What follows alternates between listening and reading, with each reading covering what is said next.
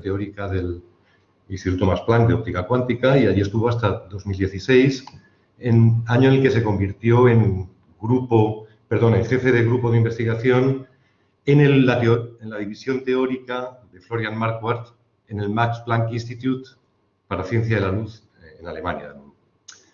Desde abril de 2019 es profesor asociado en el Centro Cuántico Wilczek de la Universidad de Shanghái Jiaotong, y su investigación pues, está en la interfase entre la óptica cuántica, las transiciones de fase y la información cuántica. Su trabajo ha recibido algunos premios y honores y becas. Entonces, en este momento ha recibido el honor más importante en China para un investigador en su nivel, el Premio Nacional del Millar de Talentos Jóvenes. También es un músico muy dedicado, que toca regularmente sus propias composiciones y que le podéis encontrar fácilmente en YouTube, donde tiene un canal simplemente poniendo su nombre. Entonces, Carlos Navarrete, cuando quieras, pues cuéntanos estas cosas de tecnologías cuánticas. Es un placer escucharte. Vale, muchas gracias por la introducción. Dejadme que empiece compartiendo pantalla. Vamos a ver si funciona, que es lo que fallaba antes. Y así ya me aseguro que puedo empezar. A ver, es que le cuesta un poco.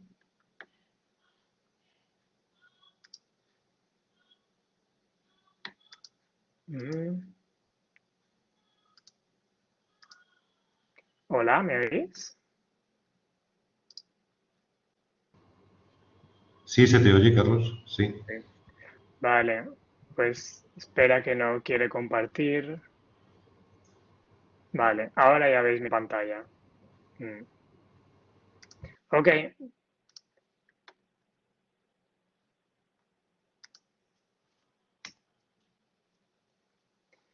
¿Veis mi presentación? Ha habido un momento Hola. que hemos visto las dos primeras transparencias. Ahora vemos así Vale, ok, no, bueno, eso es que, vale. Pues, bueno, voy a empezar ya. Es que, claro, como todos cortáis el audio, no sé si me oís, pero si en algún momento no me oís, hablad, por favor, o decid algo, ¿ok? De acuerdo. Bueno, yo voy a empezar. Solo veo mi presentación, así que perdonad si parezco un poco desconectado, pero normalmente me gusta ver a la gente, pero hoy es imposible, hay problemas técnicos.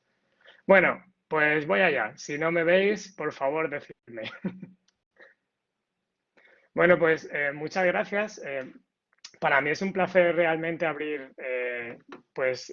esta escuela de STIU de mi universidad favorita, que es donde estudié. Lo pasé súper bien estudiando física y luego haciendo el doctorado. La verdad es que es un sitio muy enriquecedor y para mí es muy especial poder dar esta charla sobre el tipo de física que más me gusta. Y bueno, muchas gracias a Eugenio por invitarme y a todos los organizadores y también por la presentación. Y dejadme que muy rápido primero os cuente un poco de dónde estoy y qué es lo que hacemos aquí. Bueno, como han dicho por ahí, como ha dicho Eugenio, yo estoy en el Wilczek Quantum Center, que es un centro de investigación que está en una universidad china en Shanghai llamada Jiaotong. Y aquí tengo un grupo de investigación que trabajamos en sistemas de óptica cuántica fuera del equilibrio y sistemas abiertos, por si en algún momento suenan estas palabras. Pero bueno, lo importante no es lo que hacemos exactamente, sino la gente que lo hace. Como veis, somos alrededor de 10 personas. Por la pandemia, pues la mitad están, básicamente la mitad o incluso uno más de la mitad, están haciendo cosas online, digamos, porque no han podido todavía entrar a China. Y como veis, es un grupo muy multicultural, muy internacional. Y os lo enseño también porque, bueno, si alguno que esté escuchando o algún amigo de alguien que esté escuchando tiene pues las ganas de venir a China a hacer investigación en las cosas que os voy a contar, pues podéis decirme siempre, podéis mandarme un mensajito o lo que queráis. Siempre estamos abiertos a trabajar con gente. Y bueno, el tipo de física que hacemos, os voy a decir solo un par de palabras para que os suenen en el futuro, porque no sé cuánto conocéis de ello, pero al final de la charla espero que conozcáis un poquito más de todo esto, pero básicamente trabajamos en un campo que se llama óptica cuántica, que aplica la física cuántica a la teoría de la luz y la teoría del campo electromagnético en interacción con materia, con átomos y cosas más modernas, que es lo que voy a contar hoy. Entonces, la cuestión es que hoy en día la óptica cuántica está muy relacionada con otras ramas de la física, en concreto con la información, la teoría de la información y la tecnología, en concreto en un campo que se ha venido a llamar ahora información cuántica y tecnologías cuánticas, y con la física de la materia condensada. Y hoy pues vamos a ver un par de ejemplitos de cómo es que la óptica cuántica, que trabaja con la interacción entre luz y átomos, por ejemplo, pues está conectada con estas dos ramas de aquí, en las que el grupo pues trabaja bastante, sobre todo a nivel teórico y a nivel de cosas fundamentales. Y bueno, dejadme que os presente un poco los dos sistemas que os quiero contar hoy. Yo quiero contaros sobre todo el tipo de plataformas experimentales nuevas que han aparecido en los últimos 20 años, donde estamos haciendo física cuántica a un nivel que los padres de la teoría de la física cuántica, si se lo hubieses contado lo que íbamos a estar haciendo ahora, se hubiesen pensado que estás loco y que, bueno, pues que esto era ciencia ficción. En concreto, cosas de atrapar un solo átomo y cosas de este tipo. Hay escritos de Schrödinger y Einstein diciendo que, bueno, este tipo de experimentos pensados son muy bonitos, pero jamás van a ser hechos en la vida real. Y lo que quiero contaros es cómo hoy tenemos tecnologías y experimentos que nos permiten hacer este tipo de física cuántica, que era básicamente sueños para la gente que fundó la física cuántica.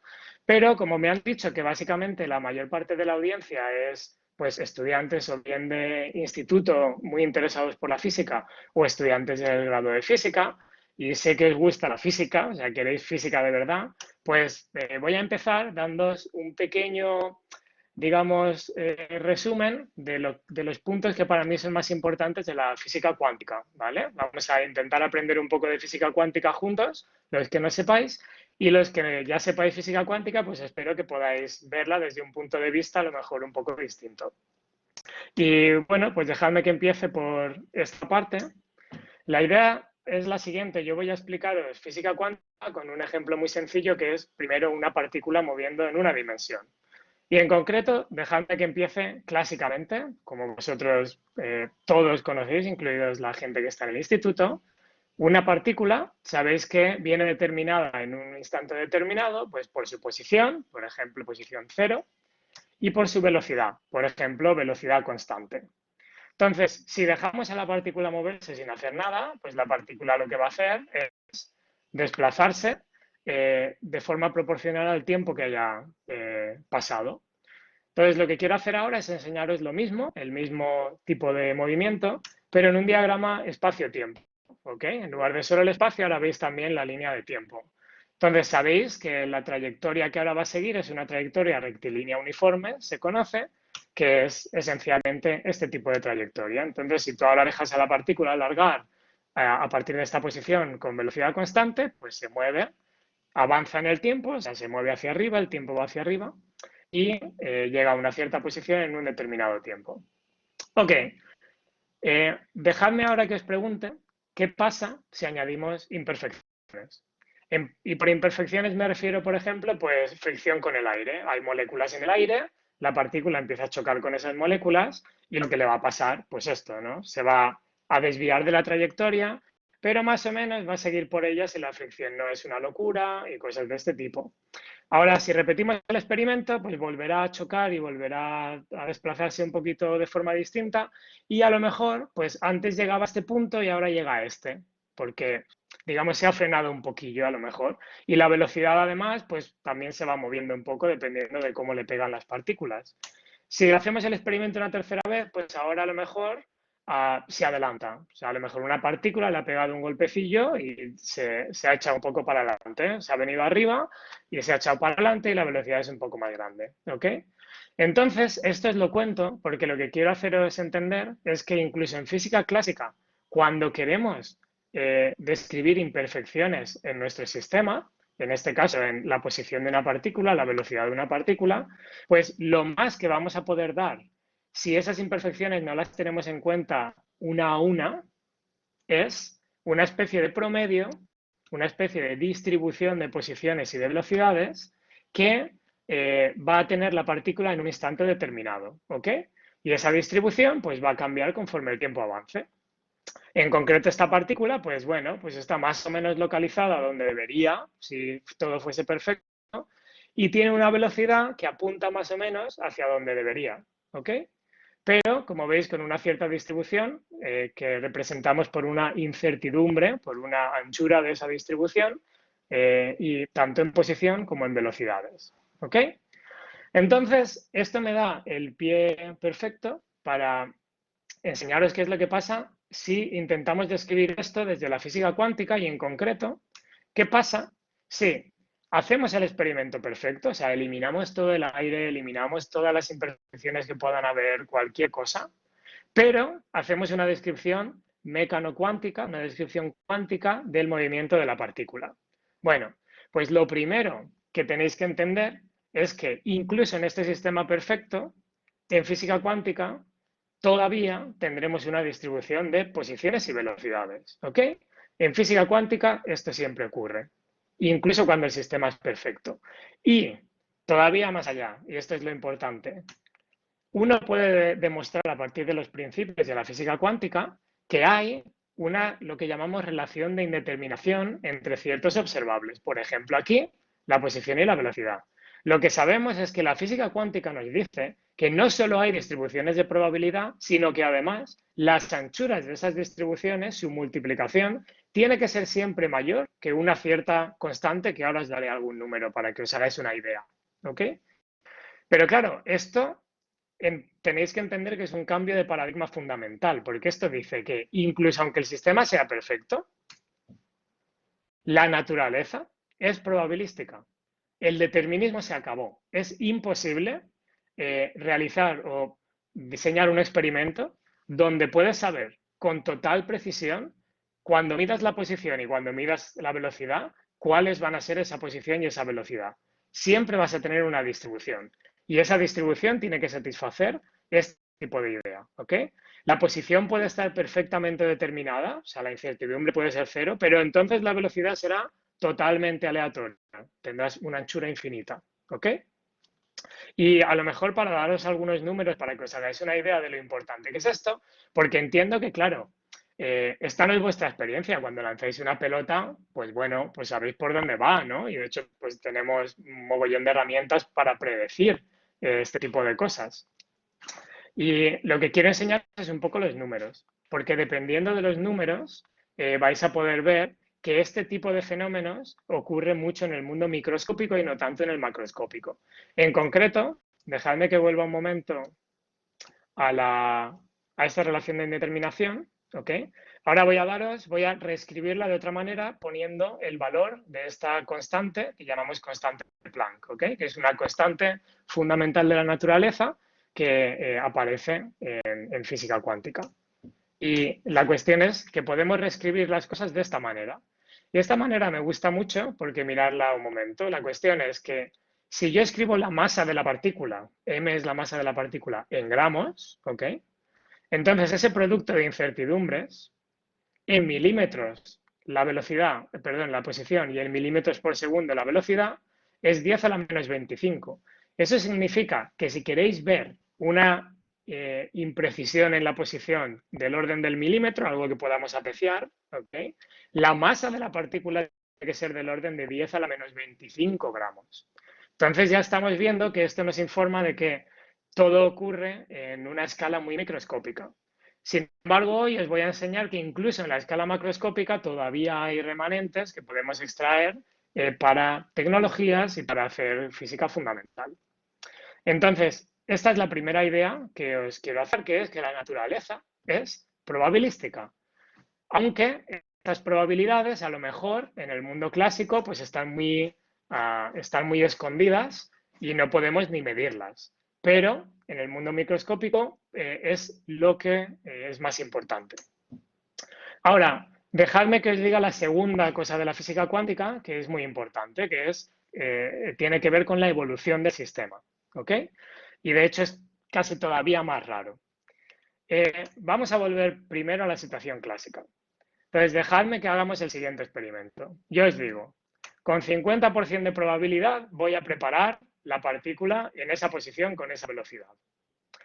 O con 50% de probabilidad voy a preparar la partícula en esa posición con esa velocidad. Claro, vosotros no sabéis dónde voy a poner la partícula porque soy yo el que decide y es 50-50, pero sí que os puedo preguntar lo siguiente, ¿eh? Si yo ahora digo en el tiempo, o sea, cuando pase un tiempo tal que las trayectorias de esas dos partículas o de esas dos posiciones en las que puedo poner la partícula se cruzan, ¿sabéis dónde va a estar la partícula? Pues sí, sabéis que la partícula, más o menos, tanto si la pongo aquí como si la pongo aquí, con 100% de probabilidad va a estar aquí, porque la velocidad apunta tal que en ese punto se cruzan y en ese punto, en ese tiempo, pues vas a tener la partícula más o menos localizada. Igual hay imperfecciones y la cosa es un poco ancha, pero va a estar por ahí. Ok, dejadme ahora que os enseñe lo que puede pasar en física cuántica. Pues en física cuántica puedo preparar las cosas de forma que, aunque cuando tú midieras la posición y la velocidad de la partícula encontraras estas distribuciones de probabilidad aquí, en este tiempo, digamos a tiempo cero, si miramos lo que ocurre a un tiempo después, podemos encontrar este tipo de distribución de probabilidad que, pues, aparentemente no tiene nada que ver con lo que nos dice la física clásica e intuición, ¿ok? Entonces, la primera idea es que entendáis que las distribuciones cuánticas no siguen las reglas de la física clásica, ¿ok? Tanto a nivel de evolución como en algún otro nivel que a lo mejor veremos ahora. Y en concreto, si yo os pregunto, ¿conocéis algún fenómeno en física tal que si yo genero algo aquí y genero algo aquí, cuando llegan a este punto lo que genero tiene cierto patrón, cierta interferencia? Pues sí que lo conocéis, las ondas. En concreto, estas distribuciones de probabilidad de la física cuántica evolucionan no de acuerdo a las ecuaciones de Newton y todas las cosas que conocéis de la física clásica, sino a un nuevo tipo de ecuación de evolución que es más de tipo onda. Evolucionan como ondas. Y a esta ecuación, a lo mejor la habéis escuchado alguna vez, que se llama la ecuación de Schrödinger. Entonces, en la física cuántica, una de las reglas de la física cuántica es exactamente qué es esta ecuación y cómo los sistemas evolucionan, ¿ok? Y ahora, lo que es también importante es que entendáis que en el momento decimos que la partícula tiene asociada una onda de probabilidad, ¿ok? Ya no, digamos que la onda de probabilidad es la partícula, ¿ok? En física cuántica, las partículas ya no son objetos puntuales que se mueven, sino que son objetos extensos que se comportan como ondas de probabilidad. Y en concreto, si yo os preguntara dónde está la partícula, por ejemplo, aquí, ¿ok? Tendríamos que aceptar de alguna manera que la partícula está en todas las posiciones a la vez, al igual que la onda, por ejemplo, la ola del mar, pues está en todas las posiciones donde la onda tiene amplitud, ¿no? Pues aquí pasa un poco lo mismo. Tenemos que aceptar que la partícula está en varias posiciones simultáneamente y eso en física cuántica le llamamos superposición. Y hay una serie de reglas muy concretas de cómo se comportan estas superposiciones. Todo esto está matemáticamente muy bien definido, pero obviamente no quiero daros detalles matemáticos aquí. Solo quiero que entendáis este tipo de idea, que las distribuciones cuánticas tienen estas dos propiedades interesantes, que se propagan como ondas y que la distribución es en sí misma la propiedad de la partícula o la partícula, ¿de acuerdo? Y tenemos este principio de superposición en el que la partícula puede estar en dos sitios a la vez. Y dejadme un momento que a lo mejor ahonde en qué es esto de a la vez. Por ejemplo, imaginad que, pues como os decía al principio, tenemos la partícula inicialmente aquí o aquí en física clásica. Yo os digo 50-50. Nosotros ahora, imaginad que ponemos dos partículas aquí, otras dos, entre medias, ¿ok? Entre medias del camino. Claro, yo con 50% de probabilidad voy a poner la partícula en un sitio y con 50 en el otro. Cuando haga un experimento, lo que vais a observar es que una de las partículas intermedias va a sentirse afectada y la otra no, obviamente, porque yo la partícula la pongo en uno de los dos sitios. Entonces, en física clásica, la partícula está o aquí, solo que no podéis saber a priori dónde la voy a poner, pero cuando la pongo, se propaga y choca con una. Bueno, en física cuántica, lo que pasa es que si tú pones dos partículas aquí, lo que puedes ver es que si tú dejas propagarse esta onda, efectivamente las dos partículas que se localicen aquí van a sentir esa onda y van a cambiar. ¿Ok? Entonces, de esta manera es como sabemos que de hecho las partículas cuánticas están en las dos posiciones a la vez, porque si ponemos dos sistemas en los dos caminos donde podría estar la partícula, esos dos sistemas nuevos también la sienten simultáneamente. ¿Ok? Y bueno, para terminar un poco con las cosas raras, dejadme que os diga que la física cuántica también es muy rara cuando consideramos medidas, o sea, cuando medimos cosas sobre el sistema. En concreto, dejadme que haga el siguiente experimento. Primero clásico, como ya hemos hablado, que es el siguiente. Si yo tengo aquí mi partícula localizada, imaginaros que tengo aire y lo que sea, y dejo que empiece a moverse. Entonces puede pasar que tras un cierto tiempo, pues bueno, la partícula se habrá, digamos, se habrá difundido un poco porque hay aire que está golpeándola. Estaba parada inicialmente, pero bueno, ahora se empieza a mover un poco. Y si dejo que el tiempo siga pasando, pues mi partícula se va a seguir, va a seguir difundiendo porque van a haber, pues eso, moléculas que le van a estar golpeando. Entonces, si yo os preguntara después de un tiempo muy largo dónde va a estar la partícula, pues no sabríais dónde está. Está en cualquiera de estos sitios. Sin embargo, en física clásica es muy interesante que tú puedes ver lo que le está pasando a la partícula sin afectarla. O sea, tú puedes verla desde lejos y tú verás cómo la partícula, si hay aire que empieza a golpearla, pues empezará a moverse y lo único es que se mueve de forma aleatoria. En física cuántica la cosa es muy distinta. Si hacemos el mismo experimento, pero ahora imaginad que dejamos que la partícula se propague libremente hasta esa posición.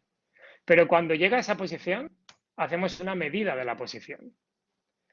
La física cuántica nos dice que su estado automáticamente cambia a cuál es la posición en la que la observamos.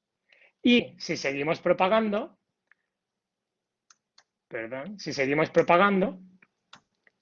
ahora su distribución final va a ser esta, porque la partícula estaba aquí perfectamente localizada y ahora cuando se esté moviendo, pues se ensancha por los golpecitos con las moléculas y lo que sea. Pero claro, esa distribución es muy distinta de la distribución que tendríamos en física clásica, ¿ok? Y de la distribución que tendríamos en física cuántica si no hubiésemos observado, ¿ok? En otras palabras, observar sistemas cuánticos completamente cambian la evolución del sistema cuántico, ¿ok? Y esto es muy importante. Medir en física cuántica altera qué es lo que le está pasando al sistema. No podemos ver las cosas sin alterarlas. Entonces, estos tres principios básicos, digamos, son los tres principios básicos de la física cuántica que uno tiene que familiarizarse con ellos cuando empieza a estudiar física cuántica y obviamente desde un punto de vista más matemático. Pero al fin y al cabo uno tiene que entender esto perfectamente y este es el punto de partida de empezar a hacer física cuántica. Esto que os he contado para la posición y la velocidad de una partícula, de hecho se aplica en física cuántica a cualquier propiedad de cualquier sistema que os podáis imaginar, cualquier cosa que queráis medir. Y en concreto ahora lo que quiero enseñaros es unos cuantos sistemas o unas cuantas situaciones en las que, de ciertas propiedades, en las las cuales podemos poner en esta superposición de ser o no ser, estar o no estar y tal. Entonces, dejadme que os enseñe unas cuantas, luego hablaremos en más detalle de algunas, pero dejadme que primero os diga que, por ejemplo, somos capaces hoy en día de crear un haz de luz que tiene luz y no la tiene simultáneamente. O sea, está en una superposición de hay luz y no hay luz. O, por ejemplo, podemos poner un sistema atómico, un átomo, a lo mejor hago un resumencillo muy rápido de lo que es un átomo os recuerdo lo que es un átomo, sobre todo para la gente de instituto que a lo mejor no lo ha visto mucho, pero un átomo no es más que un núcleo positivo hecho de protones y neutrones con electrones alrededor que se comportan de forma muy cuántica porque esto es muy microscópico, ¿de acuerdo? Y podéis imaginaros que los electrones tienen órbitas, ¿ok? Pero en física cuántica solo pueden tener unas órbitas determinadas, ¿ok? No pueden estar en cualquier órbita, sino en unas órbitas concretas. Pues lo que somos capaces hoy en día de hacer es poner átomos o electrones de los átomos en superposición de estar en dos órbitas distintas. Es como si pusieras la Tierra en una superposición de estar a la vez donde está la Tierra y donde está Marte, ¿ok? Este tipo de cosas, pero en el mundo microscópico.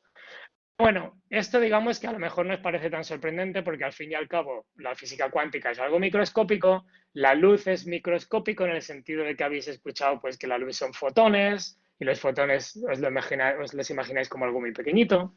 Los átomos son pequeñitos, pero dejadme que os enseñe cosas ya más grandes que podemos empezar a hacer. En concreto, por ejemplo, hoy en día somos capaces de poner moléculas de un tamaño de 2000 átomos, ¿ok? En una superposición de estados separados por 0,3 milímetros, por un tercio del milímetro, que es algo que se puede ver con el ojo.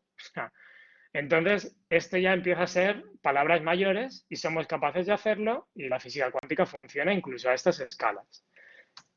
Otra cosa que podemos hacer, que también es muy grande, pero para algo muy pequeño, es poner un átomo, un solo átomo, en una superposición de dos estados separados por medio metro. O sea, que ya es increíble, ¿no? O sea, es un átomo, es una cosa muy pequeñita, pero la superposición ocurre a la escala humana. O sea, es una cosa bastante increíble. Todavía yendo a la escala más microscópica, pues hoy en día somos capaces también de poner membranas. Esto de aquí es una membrana, en concreto la parte amarilla os la podéis imaginar como la membrana de un tambor, que si le das vibra, ¿ok? Pues la podemos poner en una superposición de que vibre y no vibre para una membrana del tamaño incluso de 1 milímetro, ¿ok? Es una cosa ya muy, muy grande que se puede ver mucho. Y lo que voy a hablar hoy también un poco más en detalle es que también somos capaces de poner corrientes en circuitos que se pueden ver. Esto de aquí es una foto y esto de aquí es el circuitito. Cada uno hay varios circuitos, pero uno de estos circuititos de aquí es donde podemos ser capaces de poner la corriente en superposición de que fluya en una dirección o de que fluya en la otra, por ejemplo. Entonces, como veis, estos principios de la física cuántica se aplican no solo a la posición y la velocidad de una partícula microscópica, sino también a propiedades de sistemas incluso ya macroscópicos. ¿Ok? Entonces, esta es la primera idea que quiero haceros llegar en esta presentación, un poco qué es la física cuántica y a qué la podemos aplicar hoy en día. Y lo que quiero contaros ahora son dos aplicaciones de la física cuántica. La primera relacionada con lo último que he contado, que son los circuitos, ¿ok? Y cómo podemos construir un nuevo tipo de ordenador con ellos. Pues dejadme que vaya a ello ya. Bueno, primero, ¿qué es un circuito? O sea, vamos a hablar de una cosa que se llama circuitos superconductores. Pues antes de superconductor, dejadme que hable de qué es un circuito, que es algo que sí que conocéis muy bien. Pues un circuito, todos habéis visto una placa base alguna vez en vuestra vida, imagino, ¿ok? O habéis visto una representación del circuito en términos pues, de estos símbolos que utilizamos para las resistencias, los condensadores, los solenoides y cosas de este tipo, ¿ok? Ahora, probablemente también sabéis que dentro del ordenador todo el procesado de información que se hace es digital, lo que significa que utilizamos unos y ceros, convertimos toda la información en unos y ceros y hacemos operaciones con ellos. Esos unos y esos ceros se almacenan en el ordenador de forma física como dos estados distintos de un circuito. ¿Ok? En concreto, por daros un ejemplo, esto no es exactamente así como se hace en un ordenador normal, pero podíamos hacerlo como que cuando la corriente fluye hacia la derecha es un 0, cuando la corriente fluye hacia la izquierda es un 1. Tenemos un circuito pequeñito en el cual ese circuito se comporta como un bit, que puede ser 0 o 1, dependiendo hacia dónde fluye la corriente. Y en el ordenador tienes muchos de esos circuititos que pueden ser 0 o 1 y que vamos cambiando para hacer operaciones. Ok. Ahora, alguna gente se preguntó hace unos 20 años, 22, 23 años, si podríamos ser capaces de coger circuitos y ponerlos en superposición de que la corriente circule hacia una dirección y hacia la otra. Es decir, hacer de la corriente de un circuito una propiedad cuántica que sigue la evolución y todo este tipo de cosas que os he contado al principio. Bueno, la respuesta es sí, la respuesta llegó pronto después de hacer la pregunta, pero costó bastante experimentalmente por lo siguiente. Primero, los materiales de los que tienen que estar hechos estos circuitos tienen que ser superconductores. Y esto es muy fácil de entender por lo siguiente, porque yo os he dicho que en física cuántica observar cambia el estado del sistema, ¿verdad? En concreto, recordad que hemos visto que cuando la partícula estaba deslocalizada, si medías la posición, pues se localizaba. Pues con los circuitos va a pasar lo mismo. Si la corriente fluye hacia la izquierda o hacia la derecha y el circuito no está perfectamente aislado, ¿ok? Lo cual significa pues que la corriente tiene cierta fricción con el ambiente y hay resistencia en el sistema, por lo tanto, cuando hay resistencia, lo que va a pasar es que el propio ambiente va a actuar como una especie de detector y va a saber cuando la corriente va hacia un lado o hacia el otro. Porque detectar no significa que un humano mire. Cualquier cosa que mire al sistema va a afectarle. Entonces hay que aislarlo muy bien y hay que trabajar con materiales que no tengan resistencia, que no disipen energía, que no disipen la corriente. ¿Ok? Y estos materiales son llamados materiales superconductores, existen, pero tienen que estar enfriados a temperaturas del milikelvin, que bueno, para los que sepáis, estáis estudiando física, pues ya sabéis lo que es el Kelvin, para los que no, pues es mucho frío, son menos de 273 grados negativos, ¿ok? Y luego también tienen que estar aislados no solo de que no haya resistencia en el circuito, sino también que no haya ni siquiera aire alrededor, porque cualquier molécula que impacte con el circuito va a crear imperfecciones, campos eléctricos, campos magnéticos. Entonces ya veis que al final, para que un circuito de estos funcione, tenemos que meterlo en una cosa que es del tamaño de un ser humano, ¿ok? Y es de lo que os voy a hablar hoy un poco en más detalle. Ahora, lo que también quiero explicaros es que una vez somos capaces de poner circuitos en superposición, de que estén en un 0 o en un 1, o sea, en un bit, que el bit sea a la vez 0 o 1, esto genera un nuevo paradigma para la computación, porque en computación clásica, en la computación que conocemos, los bits son o 0 o 1. Si ahora os digo que podéis ponerlo a la vez en 0 y en 1, tenemos que crear un nuevo paradigma de la computación y en concreto esto es a lo que se ha dedicado pues mucha gente en los últimos, digamos, 30 años, 25 años, que es a desarrollar todo el aparato matemático de la lógica digital en física cuántica, lo que llamamos lógica cuántica o puertas lógicas cuánticas, para estos bits que pueden estar en superposición de 0 y 1 simultáneamente, a lo que llamamos quantum bits, ¿ok? Bits cuánticos. Entonces, hay gente que se dedicó a hacer esto y de hecho, muy pronto, en el 90 y tantos, alguien de hecho descubrió que con esta lógica, con este nuevo tipo de lógica digital, se pueden resolver cierto tipo de problemas exponencialmente más rápido que con un ordenador clásico. Y en concreto, os enseño los tipos de problemas que conocemos a día de hoy que se pueden resolver exponencialmente más rápidos, que son factorizar números, por ejemplo, o sea, decir que 15 es igual a 3 por 5, pues esto, pero para números muy grandes, con un ordenador clásico, lleva muchísimo tiempo, es muy complicado. Con un ordenador cuántico podríamos hacerlo muy rápido, incluso para los números gigantes que utilizamos hoy en día para la encriptación, ¿ok? Entonces, si alguien tiene preguntas sobre esto, también podemos hablar.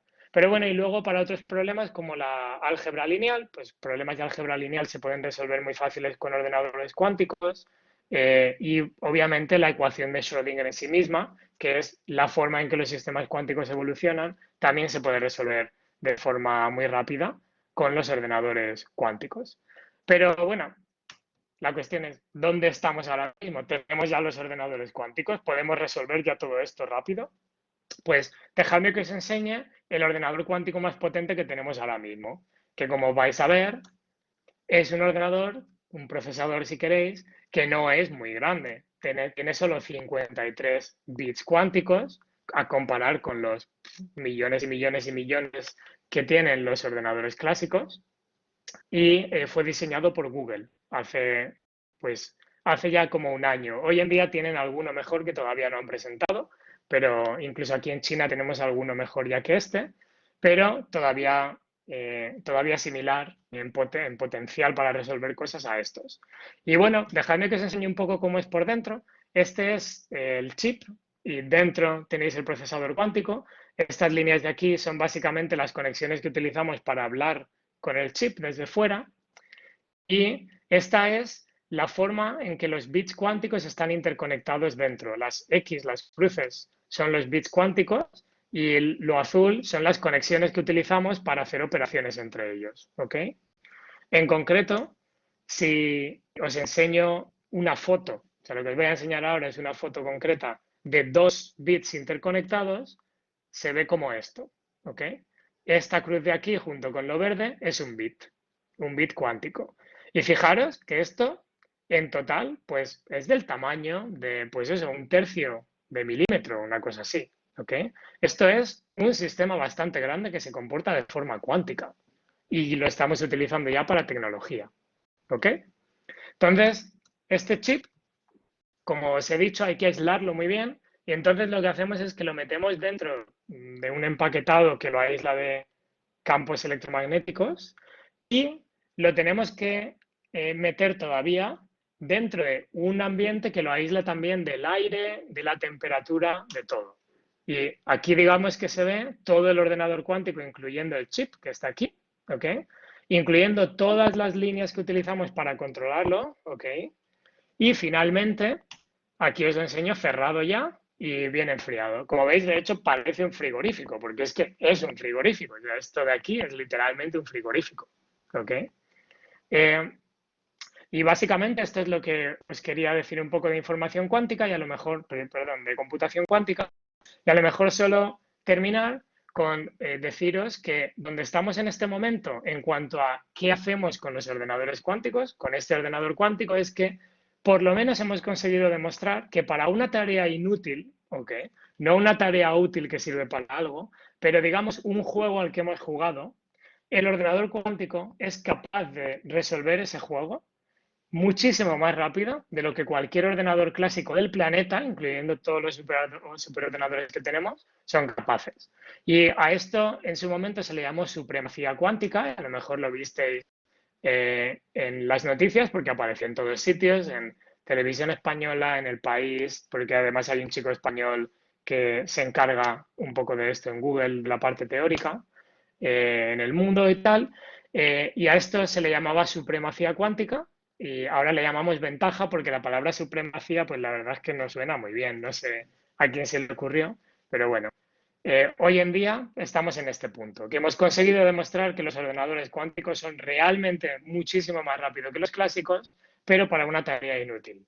Y en el futuro esperamos poder demostrar que son más rápidos, primero poco más rápidos y a lo mejor dentro de, no sé, 20, 30 años, que son exponencialmente más rápidos para alguna tarea ya muy útil. ¿Ok? Entonces, dejadme, a ver, yo creo que tengo aún 10 minutillos para contaros la siguiente tecnología y plataforma experimental de la que os quiero hablar, que son los átomos fríos y los iones fríos, que nos van a servir como simuladores cuánticos. Y dejadme que os explique un poco lo que es esto. Entonces, primero, eh, pues como os he dicho, el ordenador cuántico es súper útil si conseguimos hacerlo, pero un ordenador cuántico que sea capaz de resolver cualquier problema que podamos programar para resolver cualquier problema que queramos, todavía está muy lejos. Y está muy lejos significa que yo no creo que pueda llegar antes de muchas décadas, digamos 50 años, 40 años, ¿ok? Un ordenador cuántico completamente programable, resiliente al ruido, que no, ¿sabéis? Que pueda resolver un problema de forma inequívoca, eso va a costar un poquito. Pero lo que podemos hacer ahora mismo es lo siguiente. Con toda la tecnología y toda la experiencia que hemos acumulado sobre el control de sistemas cuánticos, podemos intentar empezar a diseñar sistemas cuánticos que son como ordenadores que no son universales, pero se pueden dedicar a un problema concreto que sea útil para la física cuántica. Y en concreto, para la materia condensada, es para lo primero que la gente ha propuesto plataformas donde el sistema lo puede utilizar para factorizar números o para resolver álgebra lineal, pero se puede utilizar para resolver problemas de materia condensada concretos. Y los problemas a los que me refiero son los siguientes. Por ejemplo, en materia condensada, un problema muy complicado es explicar las propiedades magnéticas de los materiales, ¿ok? Os podéis imaginar un material como un conjunto de dipolitos pequeñitos magnéticos, ¿ok? Que están todos sintiéndose los unos a los otros, de forma que microscópicamente pues tienes dipolos, pero a lo mejor macroscópicamente, si los dipolos se antialinean, pues en promedio el campo magnético es cero. Pero si se alinean todos de golpe, entonces tienes materiales que se convierten en materiales magnéticos. ¿Ok? Entonces, este tipo de problemas a nivel microscópico de muchos dipolos interaccionando, dipolitos que pueden estar, digamos, apuntando hacia el norte o hacia el sur, se comportan de forma cuántica dentro de un material, que pueden estar en superposición de norte y sur, y estos problemas, como tienes tantísimos dipolos dentro de un material, del número de Avogadro o más, pues es un problema de lo que llamamos de muchos cuerpos. Y los problemas de muchos cuerpos, tanto en física clásica como, por supuesto, en física cuántica, son muy complicados de abordar y en física cuántica son casi imposibles de abordar de forma numérica, digamos, de forma exacta numérica. Y hay que intentar encontrar herramientas como, por ejemplo, estos simuladores cuánticos que os voy a contar. Pero también nos interesan otro tipo de propiedades, por ejemplo, propiedades electrónicas. Pues, ¿cuál es la conducción del material? ¿Se comportan como un conductor, como un aislante, como un superconductor? Hay materiales superconductores que todavía no entendemos. O sea, sabemos que son superconductores, pero no entendemos por qué. Y esto es muy importante para tecnología, porque obviamente podéis imaginar que materiales magnéticos y materiales superconductores son fundamentales para el desarrollo de tecnologías más eficientes, sobre todo a nivel de energía. Entonces, por ejemplo, este de aquí es el grafeno. O sea, igual lo conocéis, estos son átomos de carbono que están unidos. Aquí, digamos, se representa gráficamente simplemente como una unión como un link, pero en realidad estos son electrones que están compartidos por los átomos de carbono, ¿ok? Y los electrones se pueden mover. ¿Y cómo se mueven esos electrones? ¿Ok? ¿Cómo saltan de un átomo al otro y tal? Eso es lo que genera las corrientes y lo que genera si el sistema es aislante, no se pueden mover los electrones, si el sistema es conductor, pues se podrán mover tranquilamente. Entonces, dejadme que os enseñe cómo estos dos tipos de propiedades, magnéticas y electrónicas, podemos hoy en día explorarlas en el laboratorio, no con materiales reales, sino con experimentos de física cuántica que diseñamos nosotros mismos. El primero, las propiedades magnéticas, lo hacemos con lo que se llama iones atrapados. Un ion no es más que un átomo al que le pones un electrón, por ejemplo, un electrón. Entonces, el átomo en sí mismo, que es esta bolita roja, Carlos, se oye mal. queda A ver, cargado. ahora. ¿Puedes ¿Sí? repetir lo último que has dicho? Porque llegaba entrecortado, creo. ¿Se me oye? Ahora sí, ahora muy bien. A ver. Lo último, no, cuando has ¿Ahora me empezado oís bien? esta ¿Dónde me última, habéis la última perdido? transparencia. Ah, vale, vale. O sea, aquí. Sí, Aquí sí, o toda sí. esta transparencia. No, la siguiente, la siguiente. O sea, Esa la hemos oído bien. ok. Ahí. Ok, entonces empiezo aquí. Vale.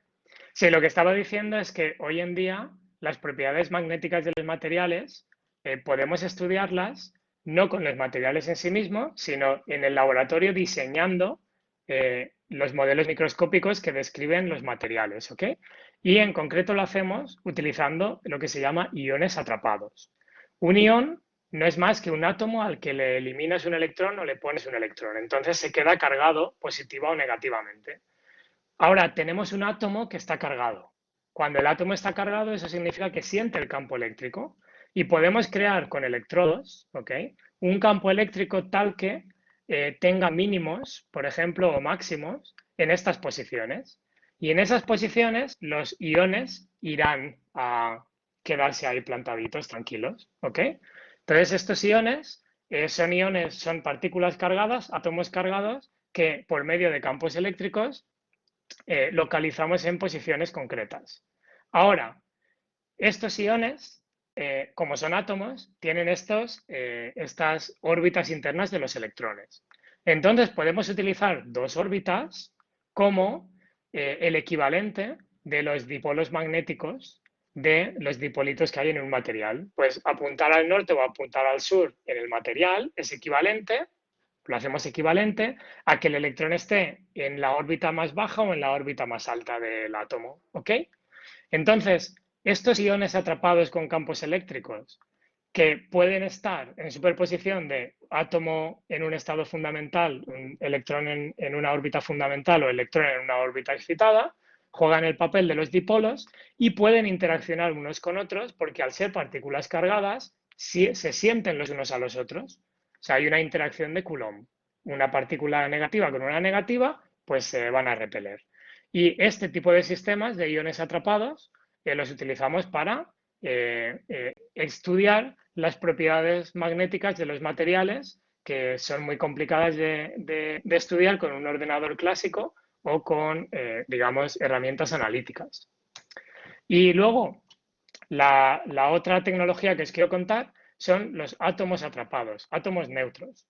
La cuestión ahora es que si yo cojo luz y creo con la luz una onda estacionaria, ¿ok?, lo cual puedo hacer muy fácil con dos láseres. Si yo tengo dos láseres que se propagan en direcciones opuestas, lo que voy a generar es una onda estacionaria donde voy a tener luz y ausencia de luz periódicamente, ¿ok?, que aquí está representado como con esta línea luminosa de aquí. Ahora, los átomos, por motivos que no os voy a contar en detalle, son sensibles a si hay luz o no hay luz, ¿ok? De forma que, igual que un átomo cargado siente un campo eléctrico, un átomo neutro siente la luz, ¿ok? Y va a intentar, digamos, asentarse donde haya un mínimo de la luz, ¿ok? Ahora, aunque se asiente en el mínimo de la luz, todavía va a ser capaz de poder hacer lo que llamamos quantum tunneling, o simplemente podéis imaginarlo como que va a dar un salto de un mínimo al otro, ¿ok? Y cuando dos átomos se encuentren en una posición, van a ser capaces de interaccionar, porque dos átomos que se ven, pues simplemente chocan, ¿ok?, lo que llamamos scattering. Y esto es exactamente lo mismo que pasa pues en el grafeno que os estaba enseñando, que tienes los átomos, los electrones están, digamos, ligados a los átomos, pero pueden saltar de un átomo a otro y crear corrientes eléctricas, ¿no? Pues aquí es lo mismo. Los átomos atrapados en la luz, ¿ok?, juegan el papel de los electrones atrapados en los átomos de carbono, ¿ok? Y podemos estudiar las propiedades de conducción de los materiales a través de este tipo de experimentos. Y lo bueno es que como son sistemas cuánticos en sí mismos, pues ellos mismos ya tienen la física cuántica dentro y sirven como simuladores cuánticos muy eficientes. O sea, ellos resuelven la física cuántica muy rápido, pero solo para el problema que somos capaces de implementar, que digamos, en este caso es electrones moviéndose en un material, en este caso es dipolos magnéticos microscópicos interaccionando y cosas de este estilo. Y ahora, para terminar, esto, digamos, es muy esquemático, pero dejadme que os enseñe cómo se ve un experimento en verdad, ¿ok? ¿Es muy parecido a este que os enseño? Pues vais a ver que no tanto. Esto es todavía un esquema, pero ya de cómo funciona un experimento de este tipo de verdad. En concreto, este experimento tiene átomos atrapados y tiene dos tipos de átomos. Aquí tienes átomos de potasio y aquí tienes átomos de litio, ¿ok? Entonces, lo que vais a ver es lo siguiente.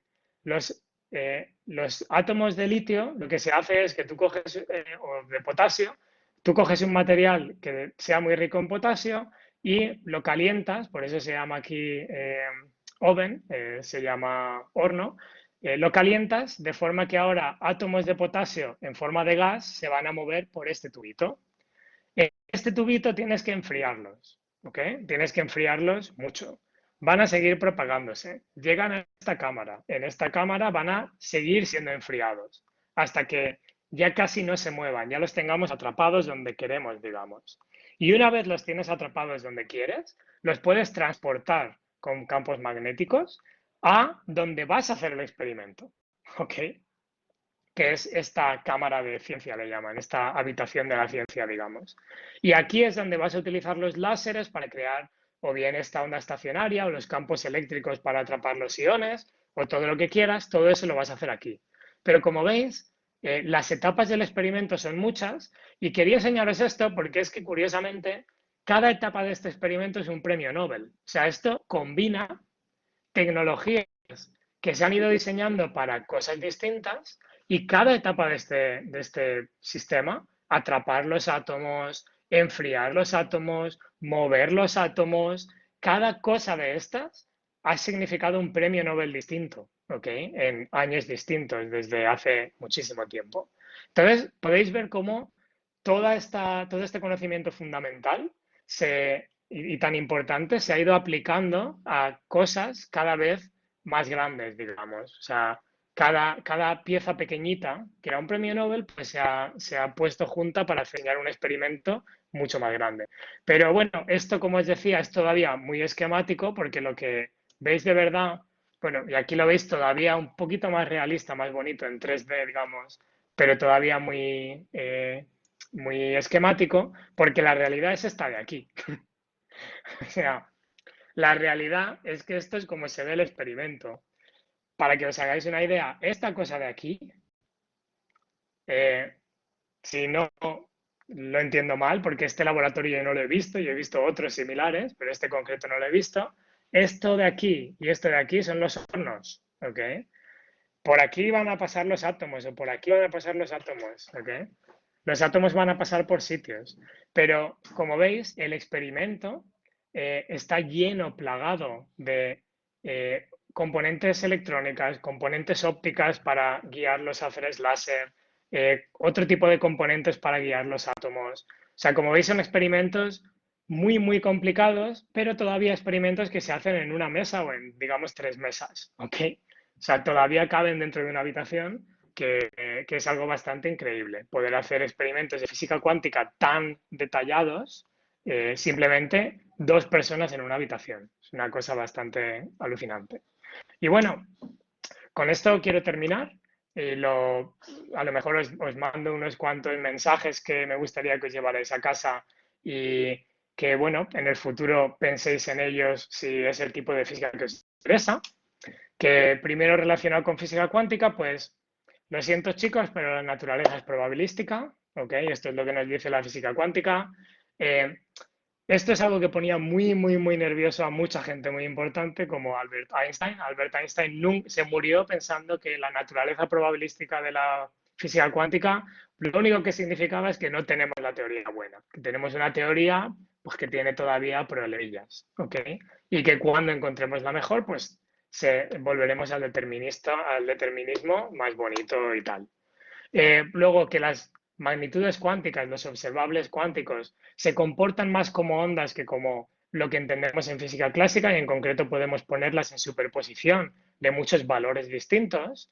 Y luego que la observación del sistema cuántico puede destruir, digamos, los estados que estamos preparando en el sistema cuántico. Es algo muy sensible. ¿Ok? Y nada, recordéis un poco que con cosas como circuitos superconductores podemos crear un nuevo paradigma para la computación que esperemos que en el futuro podamos aplicar para resolver problemas como el diseño de fármacos o cualquier otro tipo de cosa exponencialmente más rápido de lo que lo hacemos hoy en día. Que la capacidad de atrapar átomos y atrapar iones muy bien localizados, ¿ok? Nos permite también simular hoy en día materiales complejos, ¿ok? Y con esto, pues bueno, os doy las gracias y vuelvo a ver si veo alguna cara. Voy a dejar de compartir la pantalla un segundo y así os puedo ver. Muchas gracias. Muchas gracias, Carlos, por esta charla tan interesante. Mm. Mola esto de ver que la física muy fundamental y muy abstracta puede convertirse en algo muy concreto y muy útil. Y es muy bonito ver cómo ideas que se acumulan a lo largo de décadas no sabe uno muy bien cómo al final pueden cuajar para hacer una cosa, ¿no? En fin, Exacto. ¿hay alguna pregunta del público que quisiera preguntar algo a No Carlos? estoy siguiendo en Slack. Yo no estoy siguiendo Slack. Entonces, si hay alguien que ha escrito en Slack, me lo podéis decir. Mientras aparece, mira, tienes una pregunta de Manuel Perucho. Ah, Sí, yo por romper, espera que comparta la cámara, yo por romper el hielo mientras se lo piensan. ah, Vamos a ver, adelante. nosotros es que hacemos simulaciones numéricas en superordenadores Sí, y usamos sí, centenares, miles de procesadores. Entonces me ha interesado a un nivel práctico el tema de, porque eso se viene sí. estudiando desde hace tiempo, el tema de la computación cuántica, y has dicho que es mucho más rápida.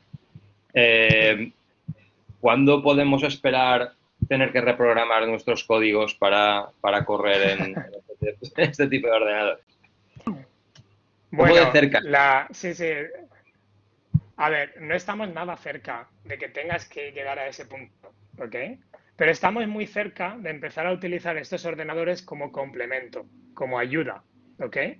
Hay mucha gente que está trabajando en lo que llamamos computación híbrida, que es que, digamos, utilizamos los ordenadores clásicos para lo que son buenos y para lo que son muy malos, pero los ordenadores cuánticos son muy buenos, utilizamos, digamos, la ayuda, simplemente, ¿ok? Entonces, para eso, la gente piensa que simplemente en los próximos 10 años van a estar ya ayudando a los ordenadores clásicos. También hay que entender que, sobre todo tú si trabajas en computación, exponencial suena muy bonito. Pero si yo te digo que incluso te puedo dar ayuda polinómica, o sea, si yo te digo, te va a costar cuadráticamente menos o cúbicamente menos o cuárticamente menos, eso es muchísimo también. O sea, para la gente, digamos, normal, para todos los que no somos cuánticos, pues es muy rápido. O sea, yo cada vez que consigo acortar un código a la mitad, ya me siento muy contento y muy orgulloso, ¿no? Pues Sí, sí. entonces, para eso, en los próximos 10 años va a pegar un petardazo todo esto, porque en el momento tienes 100 qubits cuánticos, incluso aunque no puedan hacer computación universal, ya pueden ayudar para todo esto, y hay mucha gente trabajando en eso. Pero para tener que reprogramar por completo, de hecho, es que los algoritmos, o sea, hay que pensar en algoritmos nuevos. Es tan Claro, complicado adaptar algoritmos clásicos a cuánticos y hoy en día tenemos muy poquitos algoritmos cuánticos porque todavía no hay mucha gente haciendo algoritmos cuánticos, porque no hay ordenadores cuánticos. Ahora la generación que viene está empezando a trabajar mucho en ello. muy bien. Pues muchas gracias. Me gustaría yo también hacer una pregunta, Carlos. Sí. Claro, has hablado del computador el frigorífico, ¿no? Con los qubits de los circuitos superconductores, pero hay otras tecnologías potenciales para hacer un computador cuántico, al menos sobre el papel. Sí. Por ejemplo, con óptica lineal.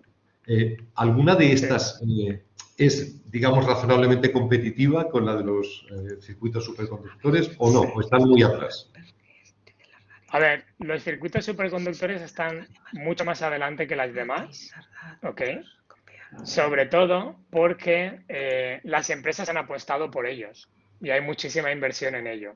Ahora, también se puede ver que hay otras tecnologías que están llegando a ello porque de hecho hay empresas ya con iones atrapados que también puedes hacer computación universal y con óptica lineal hay una empresa ya.